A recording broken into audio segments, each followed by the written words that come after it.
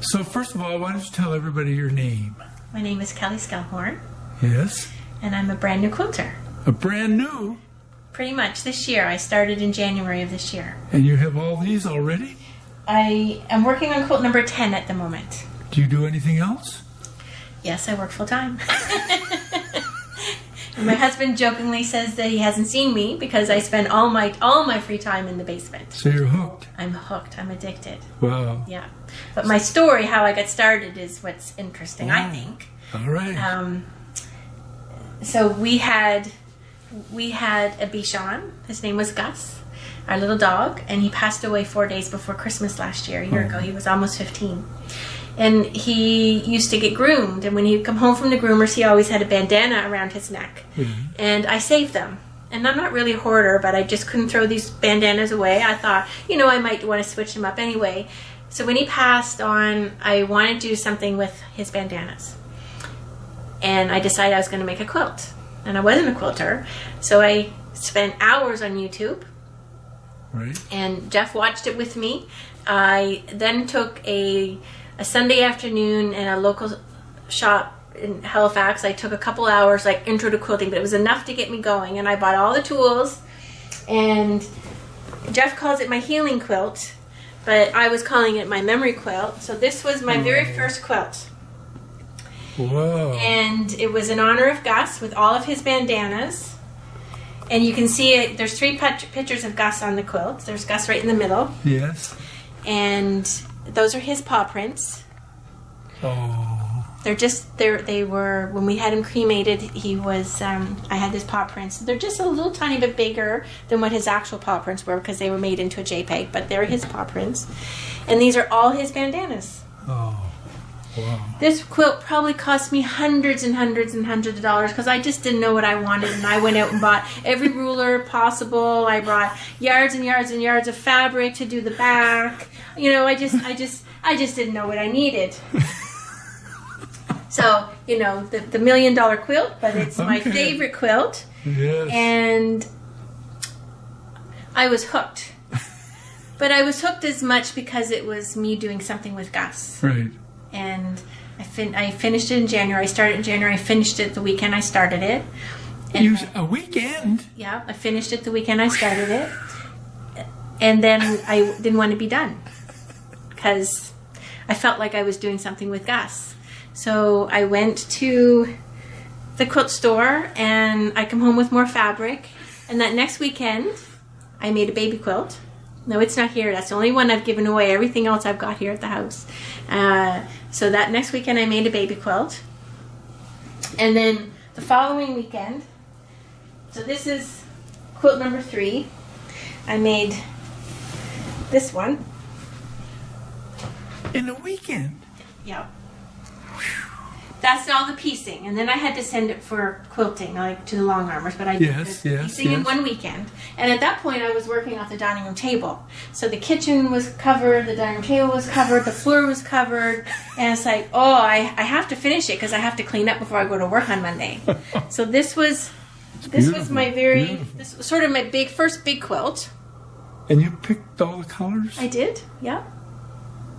Wow. And so I knew I was addicted. So then, quilt number 4 was this one. And Jeff and I are sailors, boaters, so I wanted to do, that's fine. I wanted to do, we were picking out online something for a mariner's compass. Okay. And this is what I saw. Wow. So, That's this brilliant. is called the rose window. Is that the pattern? Yeah, the pattern's called the rose window, and it's after the Notre Dame, the rose window, and the fire. I guess this window was saved, and a woman made a pattern of it. So I bought this because I absolutely loved it. Wow. But I bought enough material to do 2 of them. So you'll see there's 1 too, because I thought it was so pretty. I wanted to make 2 of them. Now I don't know what I'm doing with anything. I'm probably going to try to sell them at some stage. One, it's a wall hanging. It's not really big enough. Piece of art. Yes. So I thought I'll make one for me, and then we'll sell one. how you go about and do that. I haven't figured that out yet, but that was quilt number 4.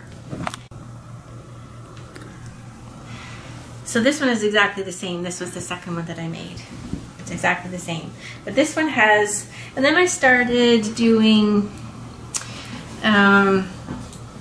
labels on them. Oh, yes. That's important. Yeah, I started doing labels. So I guess maybe it's this one has the label. So all my quilts now that I make have a label, and I put the name of the pattern, the size, and so my quilt number. So this was quilt number 5, and then this one was quilt number 4. Wow. So those are those 2. Then I did another one. This one is big for a queen size bed, but this one was sort of my first time I did my own pattern. And I wonder if I could stand up with that. Show you.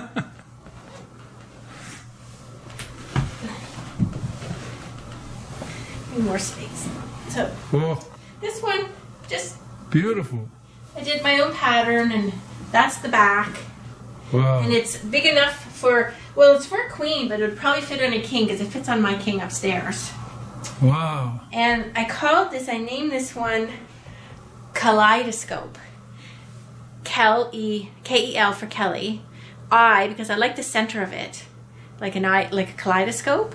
And then, so that's what we called this one. Okay. And it also has a label on it somewhere. There it is. Number 6. Yeah, that was the 6th quilt that I made. And then this is the 7th one.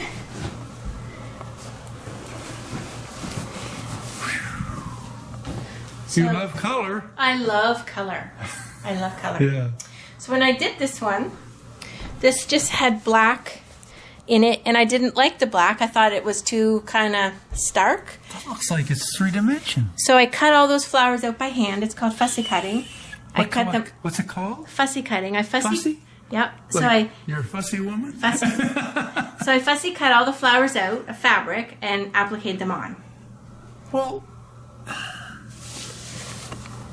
the different colors, is that painted? Nope, they're just fabric, just flowers cut out of fabric. So it was a piece of fabric that had big flowers on it, and there were a few different flowers colors. were already there. Right. You didn't cut. I just cut all the this- flowers oh, out, okay. and then Very I good. put them on top of Right. the black and But they look appliqued them on. fantastic. I love the colors in this. And it just, sort of a simpler background. And this one is quilt number 7. The name of the pattern was called Fruitcake, so that's why I named it that. I had a pattern. And then I've made 2 other quilts, but they're at the long armors right now getting quilted, so I don't have them back. And then quilt number 10 is downstairs. It's on my design board if you want to see that. Oh, yes. So we'll have to go downstairs. All right, let's go downstairs. This room is? This is now my sewing room. I'm encroaching on my husband's office. So his office space was here, and I'm sort of taking it over. But this is a big improvement from my kitchen table and my dining room floor. And we set up a table, so I have a cutting station and an ironing station and my design board. And this is the project that I'm working on now. And this is it's called Color My World. And so it's foundation paper piecing. And I am on my very last house. There's 40 houses outside and 32 in the center. So tonight I'll finish my very last house, and then I can start to put it all together. So this is part of it? This is all part of it. So that's the center. Yes. That's the centerpiece here. Right. And then all of these big buildings are this part that's going on the outside. These ones right here. Right. Yeah. And when did you start this? September. In September. So I guess 7 weeks When ago. do you sleep? I could come down here at 8 o'clock in the morning, and I could stay till 8 o'clock at night or later. I could really. But this was a new technique, and so I took this class by Zoom. So once a week, it was a Wednesday, once a week, and the instructor was in New Brunswick. And most of my training has been on YouTube. I do YouTube for everything. Yeah. But I hadn't done paper piecing, so you're disadvantaged because if you have a problem, you're not there to get someone to help you. But at the same time, it's nice just to have someone in the background and they're talking and she's telling me what to do next, and I can follow along the pattern. But it was good. So every Wednesday for 6 weeks, we did this, and the class was like finished a week ago, and then I just had to finish it up on my own. So that's my very last house that has to be put together, and then I'm going to put it on the outside. Where's your last house? This is a house? It will be. I have a few stitches left to do. These little pieces get sewed on here, and then I cut it back, and then they will all go in a top. So all these pieces go on the top here, and then there's a roof and a shadow that goes on like this, and then it'll end up, not this guy because he's a different one, but it'll end up, in this kind of size. Okay. And it's all sewn together. And this is my very last tall building. And so let me ask, like, these are all different pieces? They're all different pieces, yeah. So there's the pattern you cut out. And this is the first seam, this is the second seam, this is the third seam, this is the fourth seam, this is the fifth seam. And once I get them all sewn on, then I cut it out this size, which is what's happened with this one. I've taken the pattern off, I cut it out, and then I sew them together. That's a lot. It's a lot of stitches. Yes, it's been a lot of stitches. A lot of stitches, yeah. And then this one is similar, but in addition, I had to sew on. So all these black lines are bias tape that's sewn on the fabric to make the crisscross. So what do you cut the fabric with? On here, and then I have all my tools in here. So I have a rotary cutter. Do the blades get dull? Yes, it's a very expensive hobby. This is a hugely expensive hobby. Not one should be starting in their retirement, but this is a hugely expensive hobby. Probably for every quilt I make, it's about $500 out of pocket. So this is quilt number 10. Wow. And I can't wait to put it together. Actually, the fun part's tonight, because once I finish my house tonight, what's going to happen is all of these are going to come down, and then I'm going to put this in the center, and then I'm going to place all the buildings around, kind of like I did here, to try to get the color combination, right? So that the color is... Where's the base material? Or is that it? All of this, yep. No, but I mean, this is the backing? Oh, they get all sewn together. Yeah, they all get sewn together, yeah. Yeah, they all get sewn together. So then I will take them and I'll center them around. Okay. I'll do this type of thing, and I'll do this all around it, but I'll move it in the middle, and I'll figure out which colors. I'll spread the colors around to one that I like, and then I'll sew them. Then I'll sew each of these together once they're made out. Then it has to be sewn to the center. So that's what's next. So you're a natural. I'm learning. I'm still learning, and YouTube is phenomenal. I know, but there's learning and then there's natural. Yeah, if I had have done this 25 years ago, maybe I would have had my own quilt shop. Yeah. I love it that much. Yeah, it's amazing. So this is my Color Your World, and this is scraps. Yeah. I can't throw anything out. A, it's too pretty, and B, it's too expensive. Yeah. So I keep a little scrap drawer, and all of these I just thought were so pretty, so I've just sewn them together. And I don't know what I'm going to do with them, but sometime when I need something like a little pop, I'm going to put this in. That will be what I do. What do you use for sewing machine? I have my Baby Lock, which is right here. It's a Baby Lock Lyric. Okay. And you like it? I do. I like it, yeah. Did you have something before this, or is this what you got? No. My husband bought me this about maybe 6 years ago. Right. And I really, I made a few curtains with it and nothing, I made a few curtains with it, and that was sort of about it. And now it's full time. It works great. Yeah. You must have material. Where do you keep it all? My stash? Yeah, your stash. I love shopping for material. It's my favorite thing to do. Is it? I could just buy and buy and buy material. I could. Where do you get it? Online, mostly online, and some of the local stores, but mostly online. Why online? because I like to shop, Mama. So this is your stash? This is my stash, and as you can see, I'm again encroaching on my husband's space. So I cleared off a few of his shelves, and I moved it over there, and this is my stash. So yes, and this is a pattern that I'm going to do in January. Oh. Crimson Poppy. Wow. And I have the fabric for that. Yeah. And then this is a pattern I'm going to do after I do that one. And it's called Riptide, so it's a little bit darker. That must blue. be harder to do. Very much harder to do. It's paper piecing, which is... What do you mean paper piecing? Well, that's what this is. It's paper piecing. So these patterns, you know, I had dozens and dozens of patterns. And this is what this is. It's pattern. So again, you put the fabric on, you sew line 1 to 2, which would have been like this. This is one seam. And then I sew the second seam. How do you get it so accurate? Well, that's a great question. There's a ruler called Add a Quarter ruler. So once I sew these on, and now 5 is my next seam, I would fold this over, and I'd put a little piece of cardboard there, and I would put this on here and cut it. So now I have a 1/4 inch seam, and then I take this with my next fabric, and there's my 1/4 inch seam. Oh. And then I just have to trim it around the piece. It has to be accurate. It has to be accurate because Jeff calls it accumulated error. What does that mean? It means 1/16. So this happened on this project here. 1/16 what? Well, 1/16 of an inch by 50 blocks is a big deal.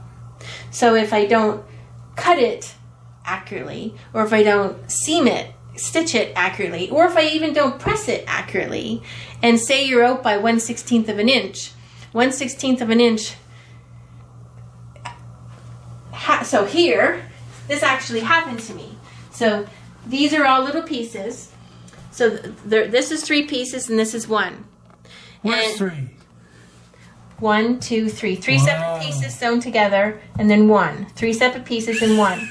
So I made all the pieces, and I think each section was in 6. 1, 2, 3, 4, 5. So that was a section, and I had to make, say, 18 sections of 6, and then sew them all together. And I did that.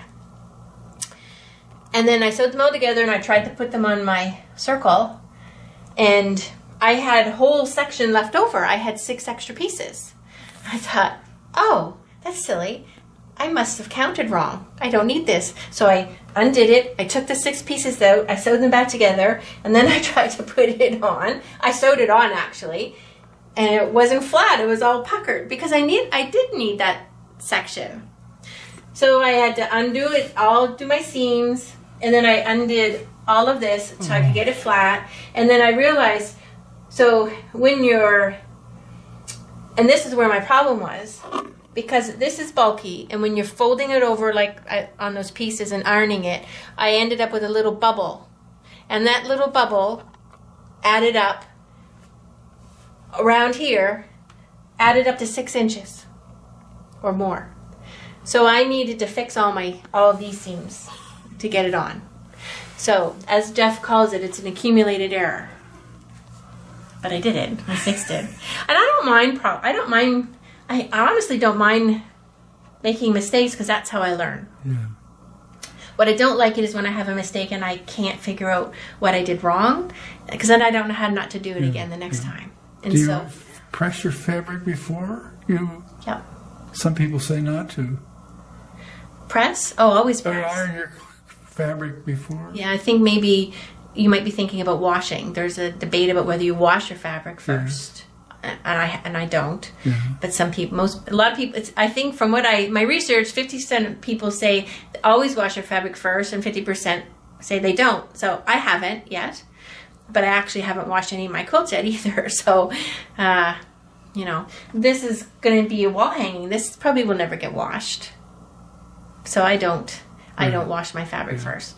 But these are the patterns, as I was showing you. This is Riptide, and then This is actually the How come it's so thick? There's more. because I have fabric in here. Oh, so that's the Yeah, fabric. the fabric. for it. I bought it as a kit, and the fabric came in it.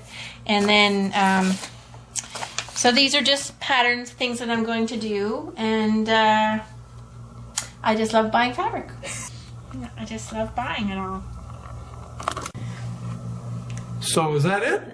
That's it for now. Okay, Yeah. so have any advice for people that want to take the plunge and try it out? Oh boy, YouTube's your friend. Okay. You can learn a lot on YouTube. It's an expensive hobby, and no, just do what makes you happy. Right? That's my advice. Do what makes you happy. This is your passion? It's just my passion. Yeah. You've never had a passion like this for any other projects? No, I have not. Now you're hooked. I'm hooked. I'm addicted. Yeah. Well, thanks a lot. Thank you. See you later. Bye-bye.